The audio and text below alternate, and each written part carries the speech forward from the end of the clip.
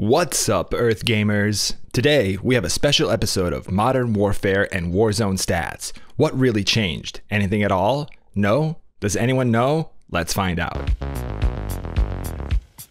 Yesterday, I got an email asking about trigger shot delays, so I went in to retest it and get some new footage to make a video about it, but what I found was that the Uzi had gotten some pretty good buffs. And then in our Discord, I heard that the AUG got nerfed as well. So let's talk about what changed and how the trigger shot delay works. I promised you guys an update on the new app feature, and since it's going to help you keep up with how all of these changes affect TTK, DPS, and other stats overall, it's the perfect time to show you custom charts. You'll be able to create over 3,500 variations of your own top charts based on any stat, choice of weapon classes, and then all sorts of modifiers including attachments, removing one-shot kill weapons, and most importantly, any range from 0 to 100 meters in 0.5 meter increments, and health for both modes.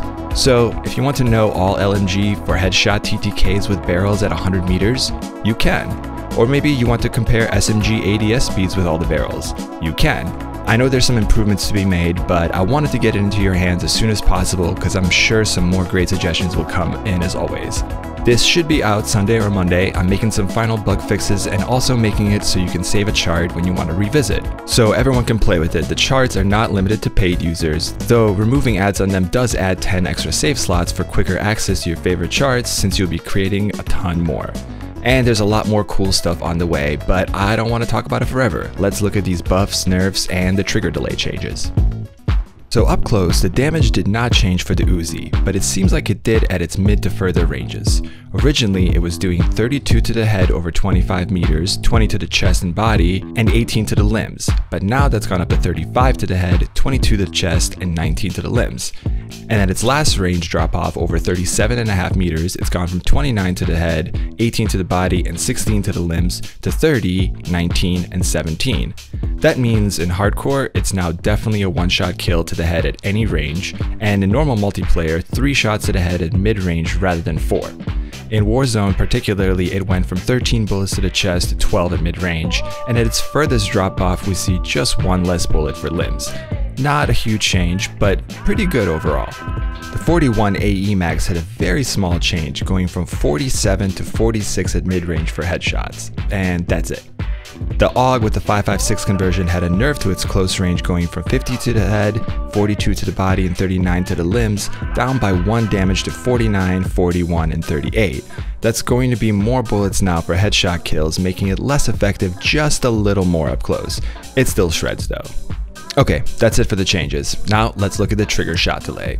Some of you have reached out asking about how I test this, and others asked me if there is a delay in the audio only but not visually. So I wanted to put that to the rest for you guys and share some interesting new results as well. In order to test this visually, I had to create a visual cue that happens at the exact same time you push your left mouse or trigger to fire, right? If there is a delay, then I would click the button and a couple of milliseconds later the gun would fire. If there's no first shot delay, then it should fire immediately. Or almost immediately, depending on your device's input lag, I suppose. So to remove input lag and human error, I always use some macros when testing on PC. That way, instead of some shaky hands while ADSing, I can get clean stable video. Well, this I would actually use the macros to create a visual cue as well. Hip firing while walking normally fires your weapon as if you're standing still. So I set up my macro to walk forward and shoot at the same time. Just to be sure, even though these clicks happen at the same time according to this Razer software, I put shoot first just in case there is some sort of weird delay there. Either way, both get clicked at the same time. Once I got to my high FPS gulag zone, I got footage for the AUG, AK, a couple of others that have no delay, and then the Uzi, MG34, and all the other weapons that have a delay. So let's compare them side by side. At 257 frames per second, there's so many frames that to see movement, I actually sometimes have to zoom in and play it in reverse to find the spot where the animation stopped. Going forward and seeing the first change is tougher, but once I find all of them multiple times, I can start looking. Here we stop and see the AUG hipfire markers already changing after just 2 frames. And the frame after, you see the bullet already traveling towards the wall, and the next frame the flash, meaning that by 0.008 seconds, the bullet had already left. On the same frame for the Uzi though, we barely see a change. So let's keep running the Uzi, and there ends up being 18 to 20 frames before the gun fires. If you put those frames on loop and zoom in, you can see the hipfire markers change from the movement before they change to the firing ones. The most interesting conclusion was now all of the weapons with the delay seem to be exactly the same. Previously I was seeing 100 to 120 milliseconds, but this time all of them were clocking in between 65 to 70 milliseconds. Pretty interesting. Not sure when all these changes happened, but a lot of folks wanted the Uzi buffed and the delay lowered, so I guess maybe there it is.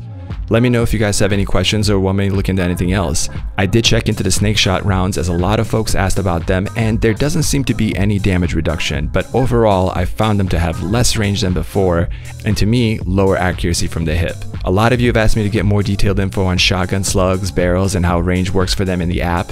I'll be adding those to the app with the almost daily updates I make, and once that's all done, I'll have an in-depth video on how barrels, slugs, and all that stuff works. For the snake shots, you can now see where they stop being useful entirely, up to 5 ranges instead of just 2. Well, back to work. Arcade out.